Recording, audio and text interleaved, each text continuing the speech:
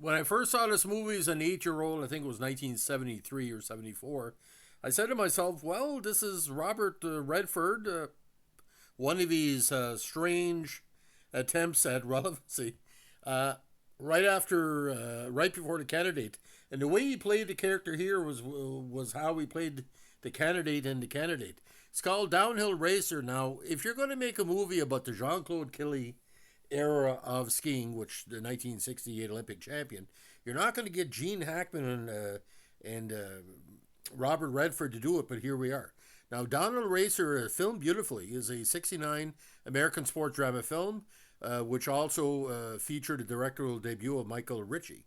Written by James Salter, based on the '63 novel The Downhill Racers by Oakley Hall. This movie is about a talented downhill skier who joins the United States ski team in Europe to compete in international skiing competitions. Now, this was a presaged the Crazy Canuck era and what I call the golden era of American men's skiing with the Mars and everybody else in the 80s and 90s. So it kind of predicted that as well.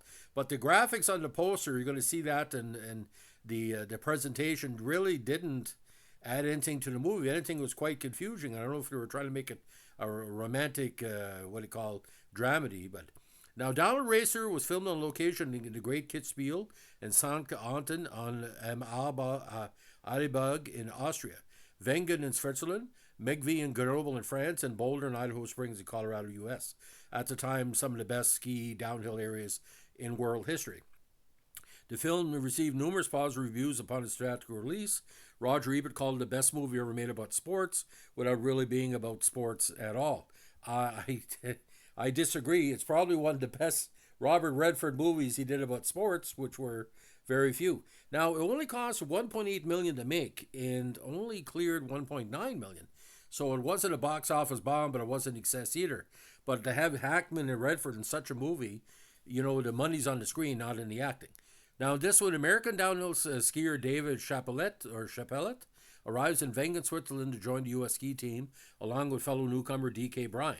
Both men were summoned by team coach Eugene Clare to replace Tommy Herb, one of his top skiers, who was recently injured during an FIS competition. Raised in the small town of Idaho Springs, Colorado, Chapelet is a loner focused on only becoming a skiing champion and shows little interest in being a team player. After refusing to race at the Great Labrador because of a late starting position, he makes his European skiing debut at the Arlberg Kandahar in Austria, where he finishes in an impressive fourth position. In the final race of the season at the Hahnenkamm Rennen in Kitzbühel, he crashes. Now, that summer, he joins the team in Oregon for off-season training. He visits his father at his home in Idaho Springs, but he have little to say to one another. A very, very draggy scene, by the way. Probably one of the worst Redford has ever been in, because the guy who was acting with made no sense. Like, there was no aspect of, separation of father and son. Chapelet drives into town and picks up an old girlfriend, but after he make love in the backseat of his father's old Chevy, he shows little interest in the girl's feelings. Later, when the father asks why he's wasting his life on skiing, he reveals that he's racing as an amateur to become an Olympic champion. His father observes the world's full of them. No sense to those scenes at all. Now, back in France that winter, he wins the Grand Prix de Megève in France and soon attracts the attention of Machette, a ski manufacturer who wants Chapelet to use his skis for the advertising value, but he is more interested in Machette's attractive assistant, Carole Stahl. After a chance encounter at a bakery, he and Carole spend some time together. They meet up again in Wengen, ski the slopes together, and eventually make love. Now, at Kitzbühel, he wins Hahnenkamm, but his cockiness alienates his teammates and coach, who feel he's only concerned about himself. The team's top racer, Johnny Creech, tells assistant coach Mayo he's never been for the team and never will be. Mayo responds, well, it's not exactly a team sport, is it? He finished the season with several impressive victories, ensuring his place on next season's Olympic team. And it's not a team sport. Skiing is an individual sport. You look at kind of like Ken Reed and Podborski and all the great Canadian skiers. Each one had an individual personality, and results were good and sometimes weird. The team wasn't the team. The team was the individual racers put together. Now, during the off season, Chapelet and Carole continue to see each other. At the start of the third season, he invites her to spend Christmas with him, but after waiting several days alone, he realizes that she's not coming. He travels to Zurich to Machette's office to find her, but learns she is spending Christmas with her family. The next week, He sees Carol and Wengen and is annoyed that she did not call and that she is with another man. After a brief confrontation, he realizes that the relationship is over. Now, 2 weeks before the Olympics and after a day of training at Wengen, he challenges Creech to a one-on-one race, and the two take off to the bottom as the coaches look on in horror.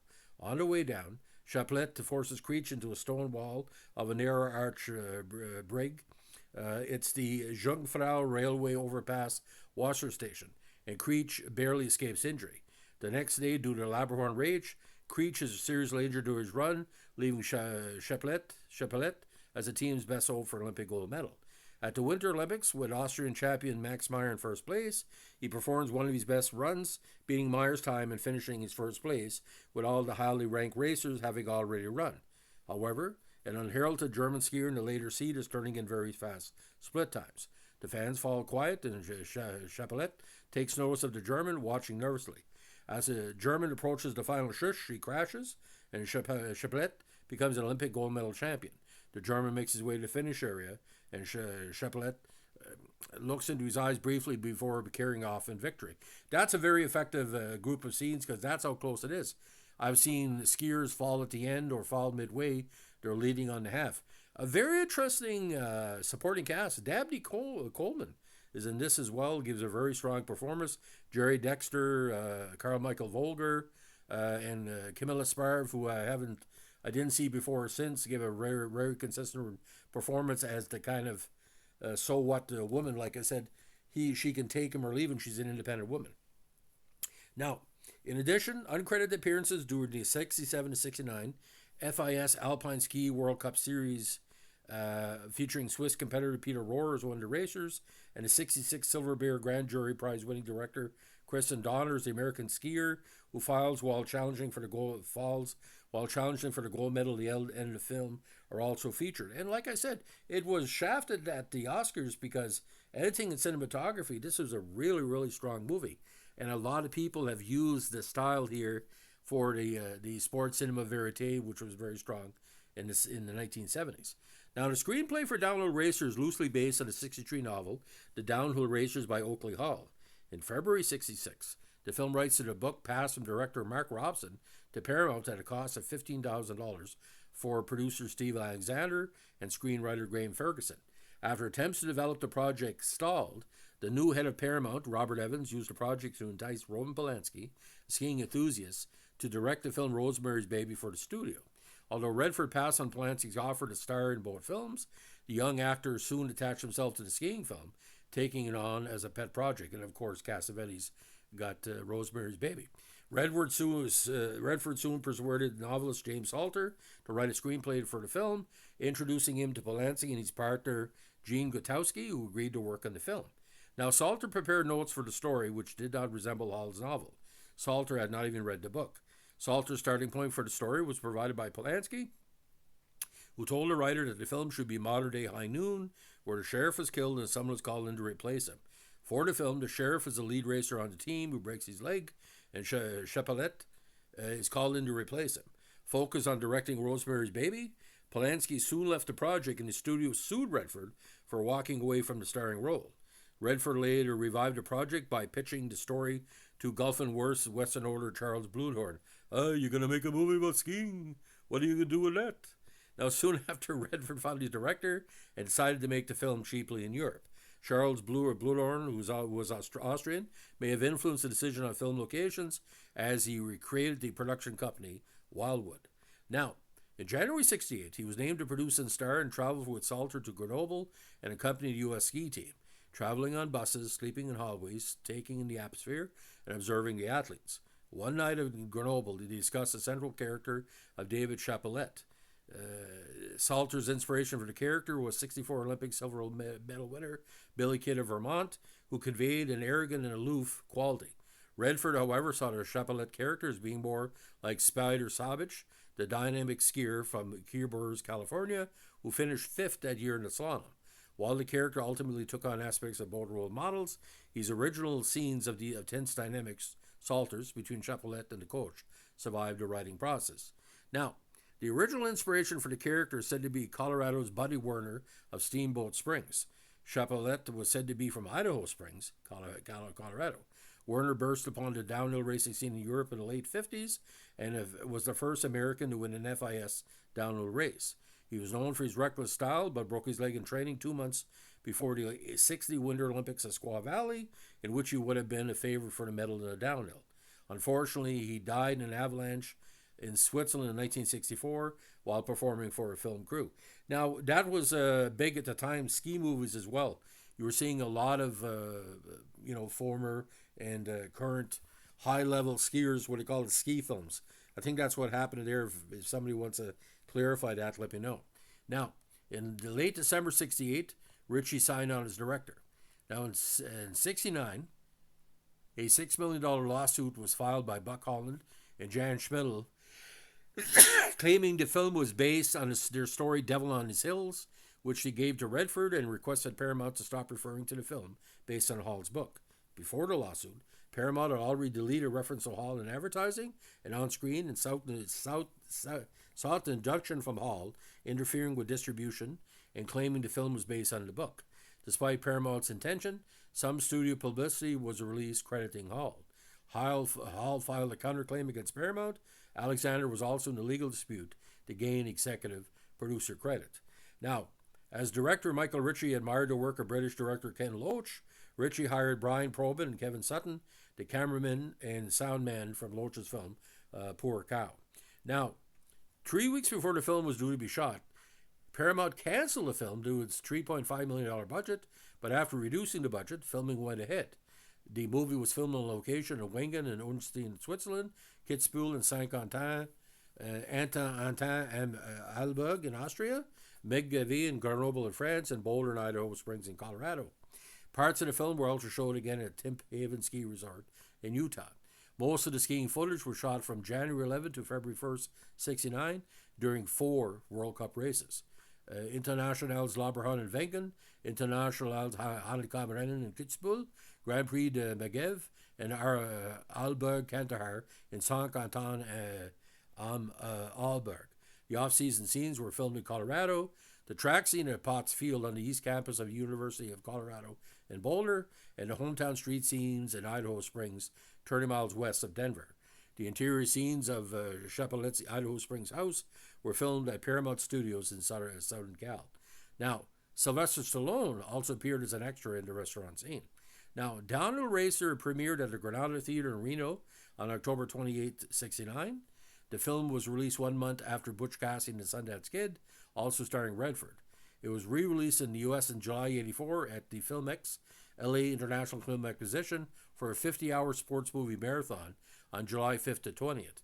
The British premiere was at Roman Hart's Screen on the Green, known as the coolest cinema in London, and the audience included Richard Attenborough, Laurence Olivier, and Brian Forbes. Now, Downhill Racer was released on DVD in Region 2 in 2007, and the Criterion was released on November 17, 2009. Try to pick up the Criterion, because if you got a 4K TV, it's some beautiful visuals. Now, ironically, on Rotten Tomatoes, the film holds an approval rating of 85% based on 26 reviews, which is strange because most movie critics that talk about sports has never talked about this movie. An average rating is 7.13 out of 10. The website's critic consensus reads, Downhill Racer plunges the viewer tremblingly into the action of the sport and continues to hold the attention as a thoughtful drama. On Metacritic, it has a weighted average score of 89 of 100, based on 15 critics, indicating universal acclaim. Now, as a review for the Chicago Sun-Times, Ebert gave it 4 out of 4, calling the best movie ever made about sports, without really being about sports at all.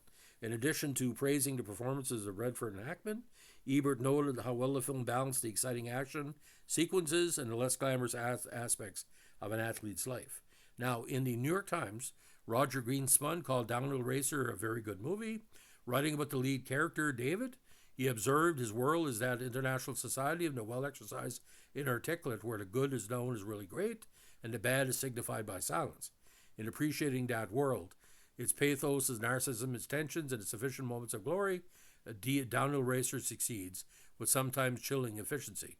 Now, in Life magazine, Richard Scheichel praised the film for both its aesthetic beauty and its depiction of brutal realities of competition. Now, did get a few nominations, but when the Oscar nominations did come out, it was kind of a surprise, because if you look at it, editing, sound, and cinematography, this is just tremendous.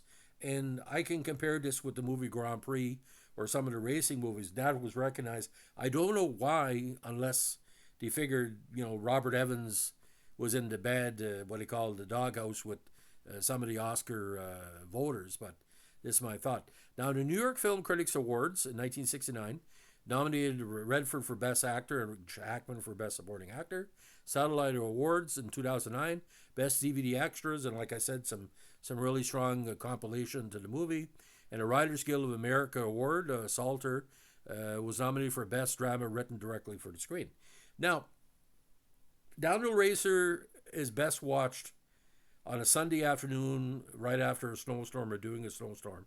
If you're a Robert Redford fan, nobody says Robert Redford is a great actor. Nice guy to look at. Now, if this was a more of a more aggressive actor, like Paul Newman couldn't do it, but like somebody, I'm thinking like a George Clooney. I'm thinking about, Matt Damon, because, you looked at him in Invictus. I think this movie could be redone and kept in that 1968 to 1970 thing.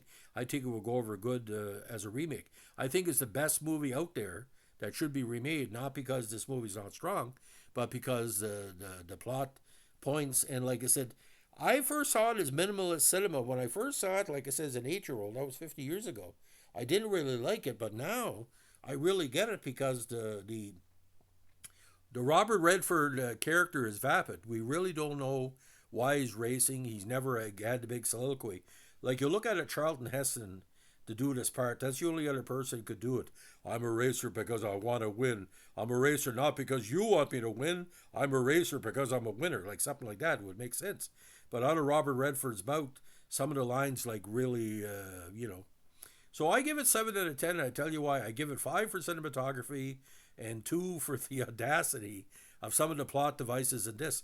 And Gene Hackman looks to be kind of looking around saying, I'm in a sports movie. And I really think the reason why he did Hoosiers and the other sports movies later on, he didn't do very many, but because here he kind of got a taste for it. Sports movies by major actors, that's an acquired taste. Anyway, it is what it is. So, ladies and gentlemen, if you like what we're doing with our Robert Evans era of movies, of course, Rosemary's Baby, The Godfather, this one, Cotton Club. It's a different era. Robert Evans, from the 60s to the early 80s. Let us know what to like, comment, subscribe, or share. And if this is the first time you're hearing Robert Redford played a ski racer, welcome to the late 1960s. When anything could happen, where Charlton Heston could be a football star, where Paul Newman could later on be a hockey star. It was a weird from 68 to 76. You never knew where your main actors were going to show up. It was quite bizarre. Thanks for listening. Bye.